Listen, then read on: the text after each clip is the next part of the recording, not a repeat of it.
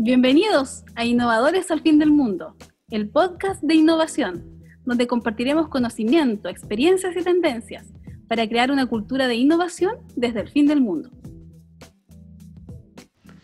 Déjate acompañar con Aldea Cowork. Arriendo de salas, oficinas y domicilio tributario.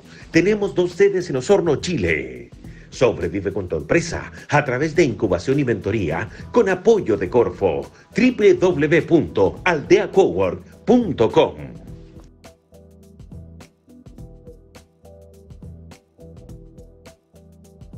Muy bienvenidos a nuestro nuevo podcast Innovadores al Fin del Mundo, nuestro podcast ya número 20 de esta temporada. Así que, y como siempre, muy bien acompañado con Carolina Torres de Mentores de Impacto y Ricardo Icartes de Austral en Cuba. ¿Cómo están, chicos?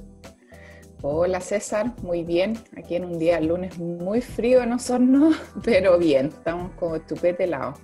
Pero bien, contenta de estar en un capítulo más, ya como dices tú, en el 20, así que la verdad es que ha volado todo este tiempo que hemos estado con este maravilloso podcast. Muy bien, César, igual contento de iniciar un capítulo más, ya el 20, largos capítulos ya llevamos, así que súper bien con ese número. Así Parece que fue ayer con el primero. Sí, pues, ha pasado bastante rápido el tiempo y también, y por suerte, nos han acompañado grandes invitados e invitadas como la que tenemos hoy día. Hoy día nos acompaña María Emilia Correa, cofundadora del Sistema B, también nombrada una de las intelectuales más influyentes durante el 2017 y participante de varios directorios, tanto en Chile como en Colombia. María Emilia, muchas gracias por tu tiempo y por compartir con nosotros. Muchas gracias a ustedes por la invitación, un privilegio estar con ustedes hoy. Felices de tenerte, María Emilia, una vez más. Nos pudiste acompañar en nuestro super webinar que tuvimos de Hazlo en Osorno, Innovadores al Fin del Mundo, así que feliz de tenerte hoy día pudiendo conversar un poquitito más de cerca contigo. Me gustaría hacerte como una primera pregunta y es como saber o conocer cuál es tu visión sobre cómo enfrentar los tiempos difíciles como los que estamos viviendo actualmente. Y también saber cómo qué aportes pueden hacer las empresas B en este contexto.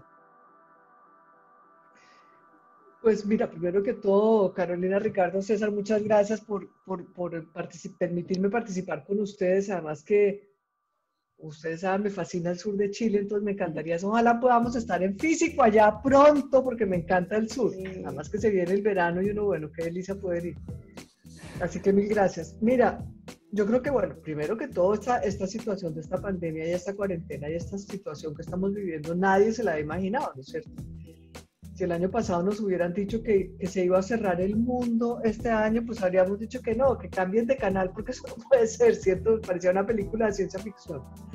Entonces, pues no es muy cierto que, es decir, nadie estaba preparado para lo que estamos viviendo.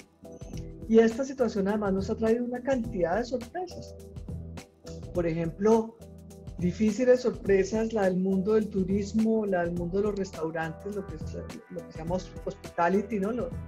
Los negocios de hospitalidad, los negocios que significan que mucha gente esté junta, la educación, los conciertos, el entretenimiento, que nos íbamos a imaginar que estuviéramos enfrentando, y ahora vemos esta situación que se alarga, ¿no? Y por el otro lado estamos viendo qué tal el avance de los temas digitales, de los servicios a domicilio, como nos hemos vuelto todos habilísimos en conectarnos de tantas formas digitales que pocos meses atrás no lo podíamos hacer, y la cantidad de servicios y de formas digamos, de hacer negocios hoy, lo que se llama el social selling, ¿no? La cantidad de gente que está vendiendo por WhatsApp, por Facebook, por Instagram, de manera que se están abriendo una cantidad de canales, una cantidad de oportunidades de negocio, y también pues tenemos muchos obligados a replantearnos qué es lo que estamos haciendo y cómo lo vamos a hacer de otra forma hacia adelante, y si no podemos seguir haciendo lo que estamos haciendo, pues qué vamos a hacer hacia adelante. Entonces, la verdad, nadie estaba preparado. Este es un desafío realmente único, que es muy difícil saber cuánto tiempo va a durar, pero bueno, probablemente hoy día sí ya tenemos que imaginarnos que esta cosa es mucho más larga que nos imaginábamos, y que seguramente durante mucho tiempo vamos a tener que vivir con ciertas digamos, cambios frente a la forma como vivíamos antes. Entonces, yo creo que hay que, como todas las cosas de la vida, uno tiene que fortalecerse con las dificultades. Y algunas lecciones que nos deja esta situación que me parecen importantísimas. Uno, el manejo de caja. Yo creo que a las empresas que les ha ido mejor son las que las encontró esta pandemia con caja. Entonces, esa gestión financiera que antes éramos, no, estresemos la organización, hay que vivir bien, ¿sabes? Que como que las finanzas era como una forma de demostrar qué tan valiente es uno. Pues yo no sé si eso es tan buena idea, porque cuando ya sabemos que estas cosas pasan, la próxima vez que pase, pues que nos encuentre en mejor posición. Entonces yo creo que ser un poquito prudentes en caja y planearse con mejor caja es una lección tremenda de esta pandemia, porque el que tenía ahorros, el que tenía caja, hoy está respirando y los demás están ahogados, ¿cierto? Entonces yo creo que esos son temas como que definitivamente hay que pensarse de nuevo cómo nos proyectamos hacia adelante. Creo que esas son un par de ideas. Ahora, ¿qué pueden hacer las empresas B en este sentido? Yo creo que las empresas B, de alguna forma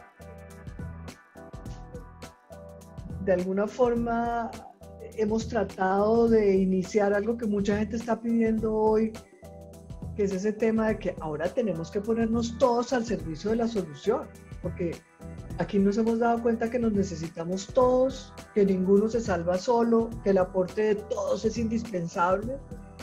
Entonces, esa forma de hacer empresa, donde la empresa no es solamente lo que uno hace y cuánto gano, sino qué bienestar genero a mi alrededor, es yo creo que la llamada que le está haciendo el mundo al sector empresarial. Y mucha gente del sector empresarial además está dando cuenta que quiere. Y no solamente que queremos, sino que nos toca. Porque es que los estados no son suficientes, la sociedad civil no es suficiente, todos tenemos que estar al servicio de las soluciones del futuro. Solamente como para dejarles finalmente este ejemplo acá, el tema de la generación de empleo. Con estos niveles de desempleo y de crisis en que nos estamos encontrando ahorita, todos tendríamos que tener como meta común en todos nuestros países generar empleo.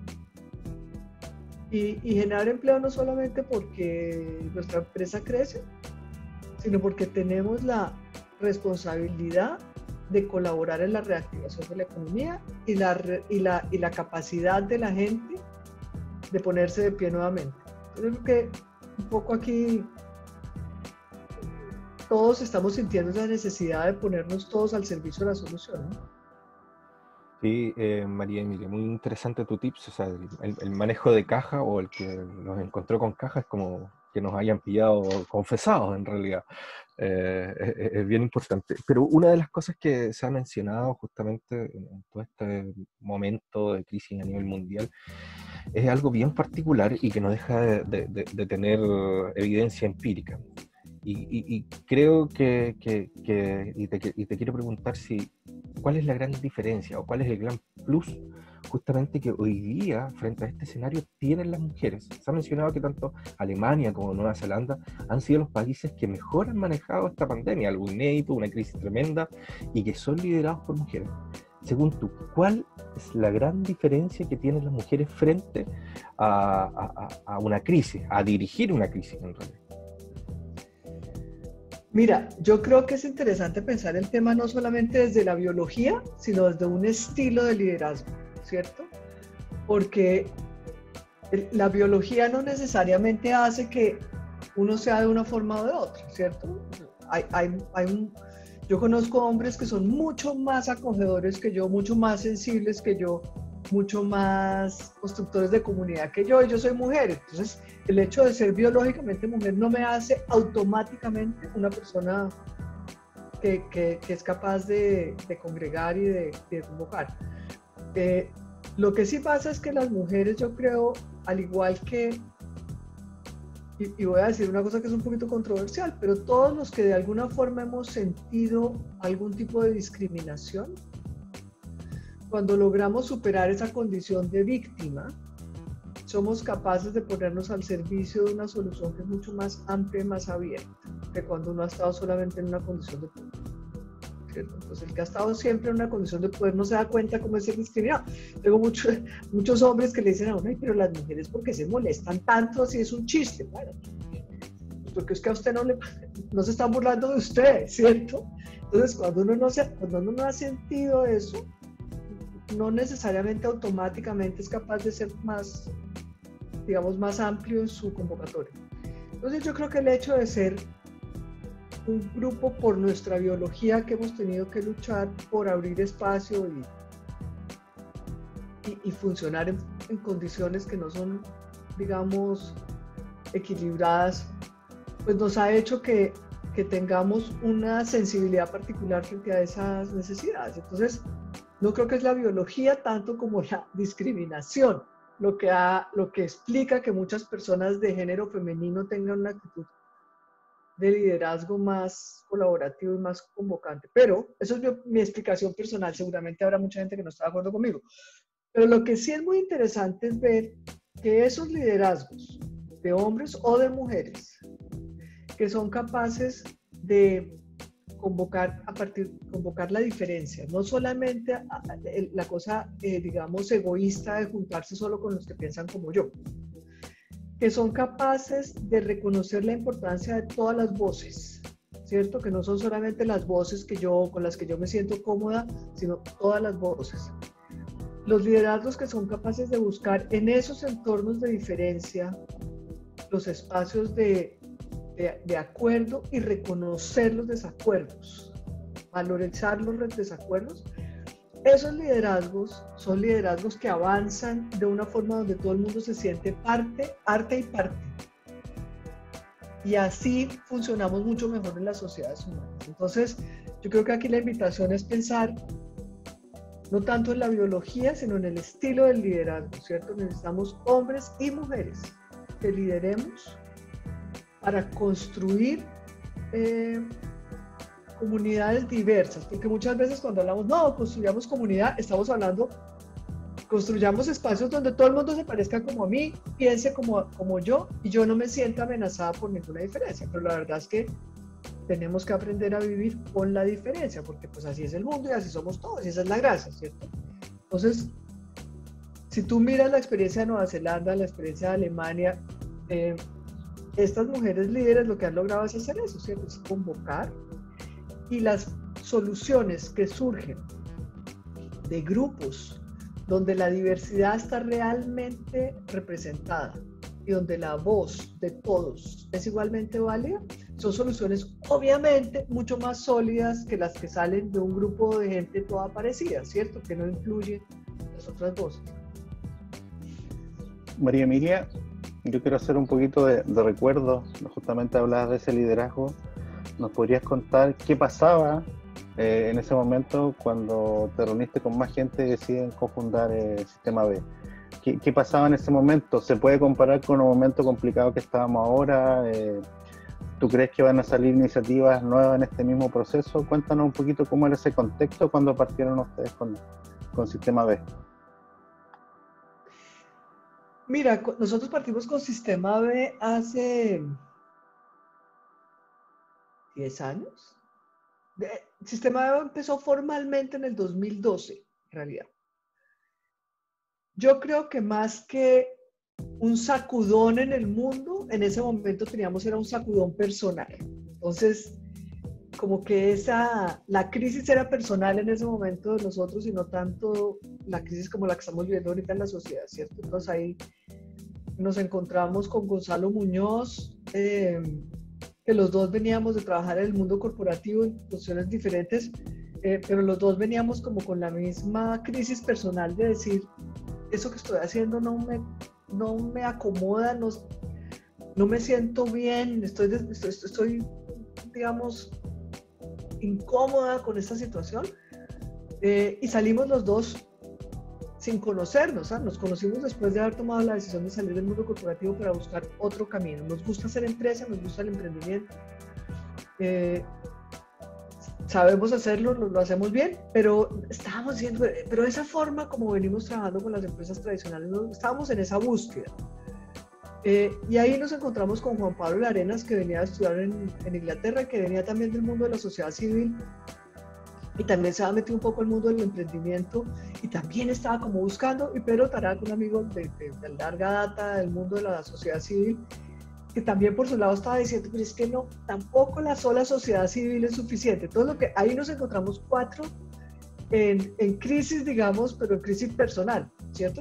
Era una búsqueda de todos con historias de vida diferentes diciendo, necesitamos que el mercado funcione de otra forma, no sabemos cómo, claro, y ahí, digamos, que nos encontramos con las empresas B y nos pareció que era un camino muy oportuno para traer a América Latina y para profundizar algo que la verdad es que no es que las empresas B empezaran con sistema B.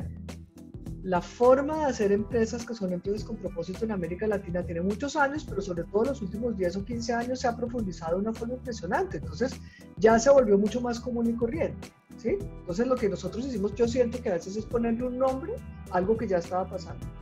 Y por esa razón nos permitió iluminarlo y verlo, ¿cierto? Pero es un fenómeno que viene por muchas razones por todas partes de América Latina. Entonces, claro, es interesante, nunca lo había pensado, esa pregunta que me hace Ricardo es interesante, pero lo había pensado, pues yo creo que 10 años atrás la crisis era personal, individual, ahora tenemos una crisis pues que nadie se salva, ¿no? Estamos todos en crisis y que... Entonces, claro, es el momento de que salgan también cosas nuevas. Lamentablemente cosas que no, digamos que no van a sobrevivir y otras cosas que van a salir nuevas. María Emilia, esta pregunta quizás tiene que ver más con lo que hacemos nosotros como mentores de impacto. Tú sabes que somos una organización que busca fortalecer y en el fondo apoyar a los emprendedores u organizaciones también un poquito a través de los programas de mentoría. Ya tenemos también otra parte que es academia, pero me quiero quedar un poco con el tema de la mentoría, que quizás es una práctica que no está como muy inmersa en el vocabulario como del emprendedor o del ecosistema en general. Ya está como quizás todavía muy centralizado en Santiago y nosotros estamos tratando de traer un poco estas prácticas más a regiones, ¿ya? A mí me gustaría saber qué en el fondo, qué opinas de las mentorías y si finalmente es como algo que tú le recomendarías al emprendedor para que se deje acompañar, es algo necesario para que el emprendedor crezca, un poco que nos des tu visión acerca de esto. Mira, yo soy realmente el extremo de los fanáticos de las mentorías. Me encantan las mentorías. Me parece que nadie solo es capaz de ver todas las cosas que hay que ver. Entonces, por definición, tomar decisiones solo siempre significa que uno no tiene sino sus ojos y su experiencia. Entonces, pedir consejo y pedir ayuda, bueno, es de las grandes lecciones para todos los seres humanos, cierto que nos cuesta a veces mucho trabajo, pero en las empresas no hay nada más útil que pedir consejo y pedir ayuda. Eso no quiere decir que uno tenga que hacer lo que otro le dice. Muchas veces la opinión del otro sirve para que uno se fortalezca. Pero pasan varias cosas cuando uno tiene una persona fuera de la organización o fuera del proyecto, mirándolo a uno y conversando. Uno, le toca a uno explicar. Y la mejor forma de entender es explicar. Cuando uno tiene un problema y le toca explicárselo a otro, lo que le termina pasando a uno muchas veces es que uno termina entendiendo mucho mejor lo que está. Uno termina de hablar y muchas veces dice, ya entendí lo que me estaba pasando, ¿no? Entonces, explicar a otro es fundamental para uno mismo entender y para darle claridad a los problemas, sobre todo cuando uno está metido dentro de los problemas. Hay mucha emocionalidad, hay miedo, hay angustia, hay ansiedad, hay preocupación. Entonces, esas emociones no le dejan a uno muchas veces ver qué está pasando bien. Entonces, primera oportunidad, explicarle a otro para aclararse uno mismo. Y dos, la visión del otro, porque muchas veces uno está inmerso en esta angustia, diciendo no veo por dónde, y el otro lo mira a uno como diciendo, pero si es obvio. Y le muestran a uno algo que si uno no hubiera estado metido dentro del problema, uno lo hubiera dicho, obvio que era por ahí, ¿cierto? Entonces, tener siempre una voz externa para recibir consejo y ayuda es esencial. Yo digo que muchas veces cada uno de nosotros es nuestro peor enemigo. ¿Cómo les parece la cabeza de uno cuando uno se despierta a las 3 de la mañana en estos insomnios de la cuarentena? esa cabeza de uno de las 3 de la mañana es el peor enemigo de uno, porque uno a las 3 de la mañana no ve nada, no ve soluciones, no ve sino tragedias, además el insomnio, además estoy durmiendo mal, entonces debo estar deprimida, entonces voy a tener un día pésimo mañana. Bueno, se le junta, la cabeza de uno a las 3 de la mañana madrugada es la peor cabeza, entonces equilibrarse uno mismo con otro siempre es una cosa buena. Ahora, ¿cómo escoger ese otro? Obviamente eso es una gran, hay que tener cuidado porque no es cualquiera, no es de cualquier forma. Uno tiene que escoger a la persona correcta, tener confianza, tener el espacio adecuado para hacer esto como un espacio que realmente ayude. Y el otro tema que yo creo que es fundamental es la disciplina. Porque cuando uno le pide ayuda a un amigo, ay, por favor, me ayudas, te regalo un cafecito y ven, me ayudas. ¿Ah? Después uno no sabe si lo hizo, si no lo hizo, ¿sabe? La disciplina de la mentoría, que es como la disciplina de los directorios, te obliga obliga a explicar, obliga a discutir los temas, obliga a buscar una solución, pero también después obliga a llevarla a cabo y tener que volver luego a explicar cómo te fue. Entonces yo te diría que eso es lo más útil que puede tener cualquier persona que esté haciendo un proyecto, un emprendimiento. Aunque sea una persona de confianza, que está interesado en uno, que uno le tiene confianza, obviamente, que tiene obviamente la experiencia para acompañarlo, pero que uno se impone la disciplina de escuchar, de explicar y de ejecutar. Entonces yo te diría que si hay algún consejo que yo le doy siempre a la gente que está emprendiendo es nunca estar solo. Sí, es siempre estar acompañado. Y hoy día, María Emilia, se da un fenómeno que por lo menos lo estamos viendo en Chile, desconozco si se da en otros países, en Colombia o en otras partes, asumo que sí. Pero teníamos hace un tiempo el emprendedor que tenía las ganas de emprender, que después de un largo proceso de trabajar, se da cuenta que necesita otros desafíos, que ese es un perfil que ya lo conocemos bastante y es el que ha reinado los últimos 10 años por lo menos en Chile.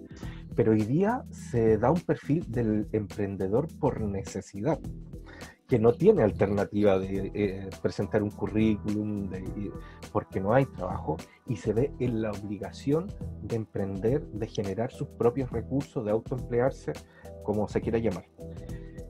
Primero, no sé si concuerdas con ese análisis y lo otro, ¿cómo que si tiene un perfil distinto, tiene un plus, tiene una desventaja respecto al emprendedor tradicional?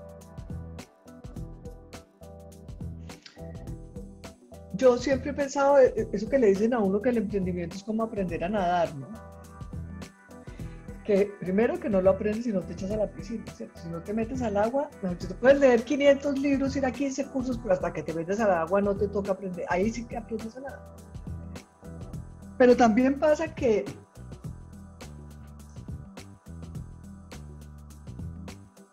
hasta que uno no se quita el flotador, como le dicen acá las alitas de los niños, ¿cierto? Los flotadorcitos. Hasta que no te quitas las alitas tampoco aprendes a nadar, ¿no es cierto?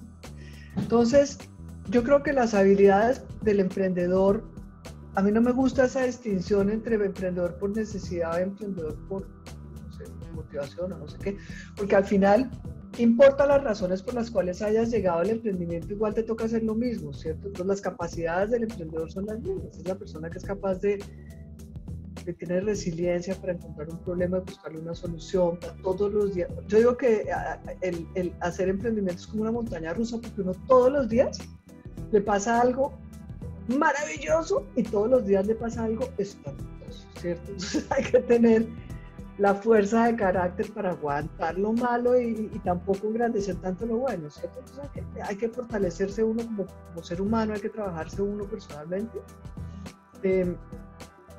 Y finalmente, encontrar oportunidades de mercado, tener resiliencia, tener persistencia, las capacidades que sabemos todos que son necesarias para el emprendimiento, cualquiera que haya sido tu motivación, las vas a tener que desarrollar igual, ¿cierto?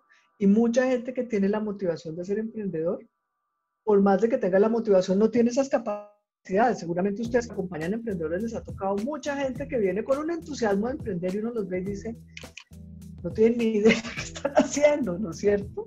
Entonces el hecho de tu motivación no define tus capacidades, ¿no? Entonces, lo que sí pasa es que, fíjate,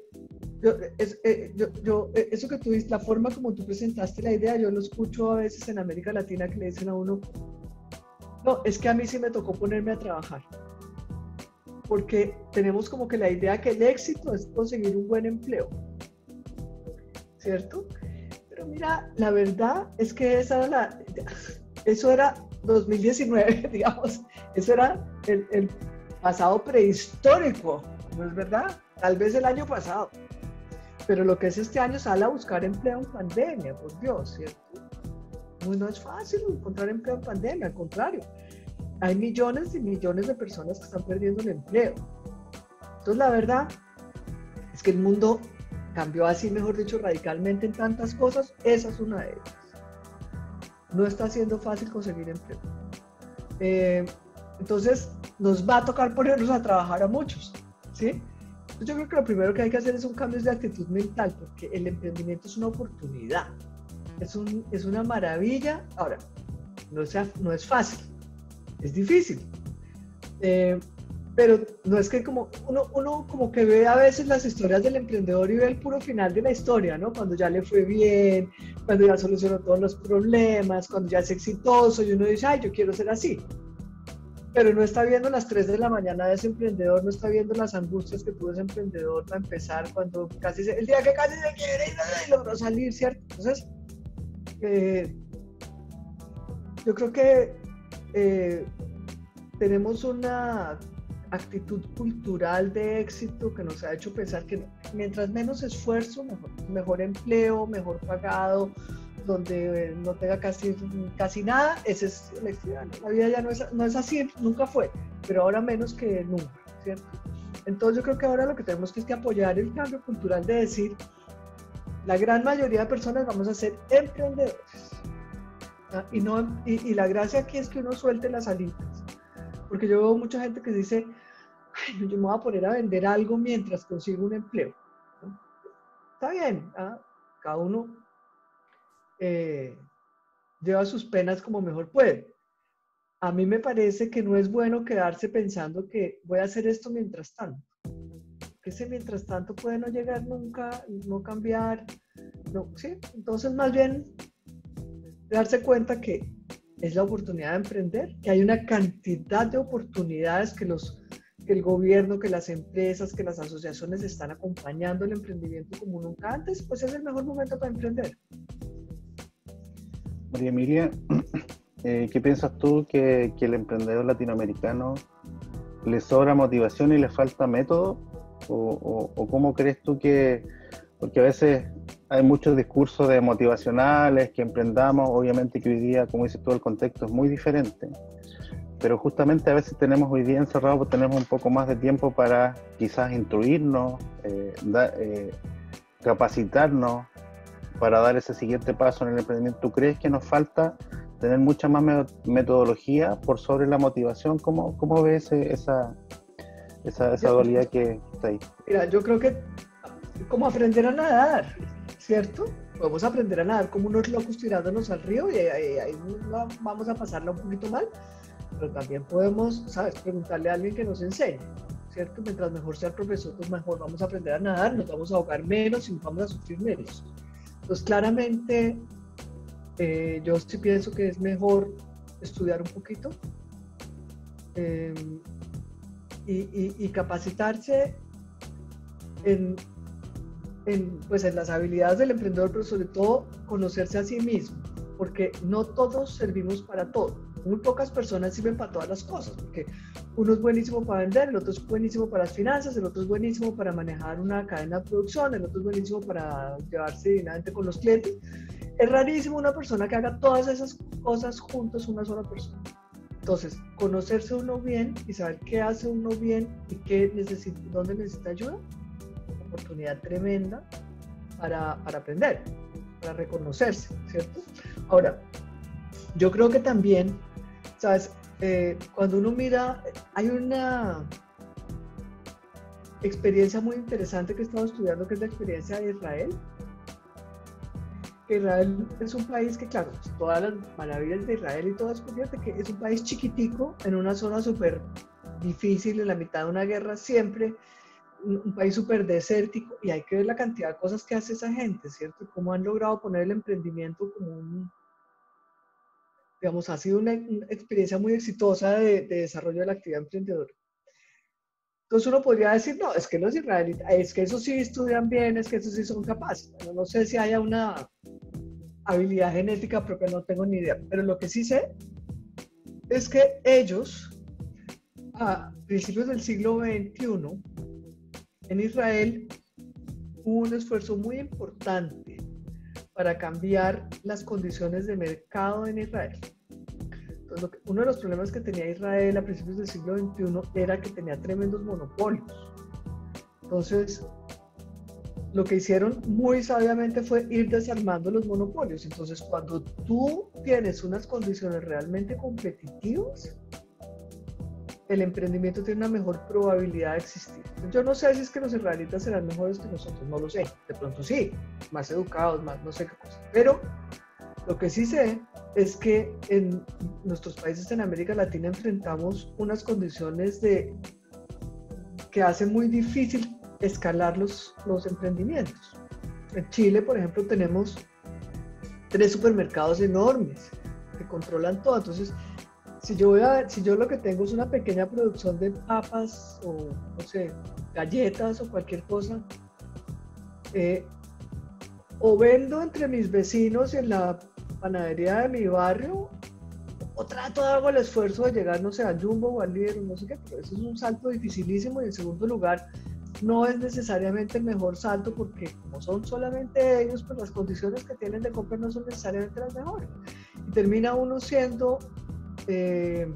teniendo un cliente único, que es la peor cosa que le puede pasar, ¿cierto? Entonces, mira, hay 3 farmacias, hay 3 supermercados. Entonces yo sí creo que tenemos unas condiciones de mercado que hacen difícil crecer los negocios. Por eso veo con tantísimos buenos ojos el crecimiento exponencial de los canales de venta de las redes sociales. Es impresionante cómo están creciendo los negocios a través de Facebook, a través de Instagram, a través de WhatsApp. Es increíble. Bueno, yo lo que veo ahí es el desfogue de esas condiciones monopólicas que tenemos en América Latina, y veo unas oportunidades tremendas para los emprendedores ahí. Entonces, yo creo que vamos a ver con esas oportunidades, ahí sí que vamos a poder ver lo que tú dices. ¿Será que nosotros no somos capaces? Bueno, a ver, una cosa es que uno sea capaz en un espacio de juego que le limita. Otra cosa es con el espacio de juego abierto, veamos a ver cómo. Así es, María Emilia. Oye, súper interesante toda la conversación, varios tips, así que ya para finalizar, te queremos dar las gracias, María Emilia, por tu tiempo y por la deferencia de conversar con nosotros, y para todos los emprendedores que nos van a escuchar acá al fin del mundo. Así que muchas gracias por tu tiempo. A ustedes muchas gracias, espero que les haya servido la conversación. Muy y grata que queden conversación. muy entusiasmados para hacer muchos emprendimientos, hombre, con esas, ¿cómo le parece la cantidad de cosas extraordinarias que hay en el sur de Chile, que son tan absolutamente deliciosas y únicas, ¿cierto? Cantidad de oportunidades de emprendimientos que hay en el sur de Chile, y con esos caminos de redes sociales, con el sistema como está funcionando ahora, con los domicilios hemos visto cómo se pueden hacer llegar las cosas, los productos sin necesidad. Hay una cantidad de caminos alternos para hacer llegar, de hecho hay una cantidad de oportunidades de logística en este país tan largo, ¿cierto? Que ha sido siempre tan difícil y tan caro llevar una cosa del norte al sur. Bueno, la cantidad de oportunidades que han aparecido ahora, fíjense. Entonces yo lo que veo aquí es que esta crisis que nos está apretando, que es tan dolorosa y que no quisiéramos que hubiera pasado nunca, también nos está abriendo unas oportunidades que vamos a ver qué cantidad de maravillas vemos desde los emprendedores del sur de Chile. Así es, y así estamos apoyando a toda una red de emprendedores a través del programa Hazlo en Osorno, que vemos mucho entusiasmo, muchas buenas ideas, mucha gente que está iniciando el mundo del emprendimiento, así que toda esta conversación también va a ser de mucho valor para ello, María Emilia, así que te agradecemos. Muchas gracias. A ustedes muchas gracias. Muchas gracias por aceptar la invitación. Este fue nuestro capítulo número 20 de Innovadores al Fin del Mundo. Carolina, muchas gracias. Ricardo, gracias también. Y nos vemos en el próximo capítulo. Chau, chau. Chau. Chao. Este podcast es parte del programa Hazlo en Osorno, innovación escalable desde Osorno para el mundo. Proyecto apoyado por Corfo y cofinanciado por Aldea Cowork, Austral Incuba, Mentores de Impacto y HDC Latinoamérica.